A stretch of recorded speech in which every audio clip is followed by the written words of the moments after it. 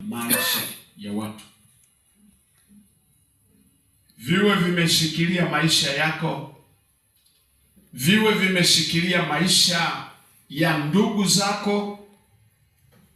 Ni wakati wa kuvivunja hivyo vifungo, kwa sababu unayo sababu, lakini pia unayo mamlaka uliyopewa na Mungu. Haleluya!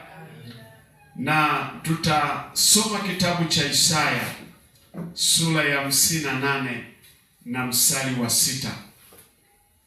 Inazungumzia unapokuwa kwenye maombi, kuna vitu ambavyo unatakiwa uvishughulikie, na hasa unapokuwa katika maombi ya mfungo, kuna vitu ambavyo unapaswa kuvishughulikia.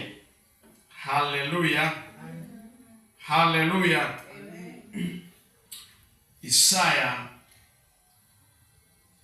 sura ya 58 na hata ule mstari wa 6. Swali linakuja, maneno ni kama ni swali linaulizwa kanisa. Inasema, je, saumu niliyoichagua sio ya namna hii?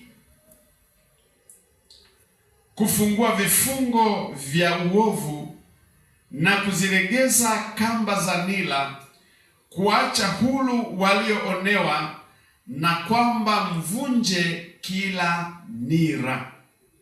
Haleluya, amen. Anauliza swali kwamba,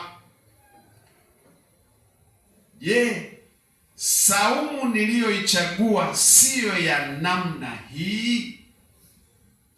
Neno pale saumu ni maombi ya mfungo. Haleluya, ni maombi ya kufunga.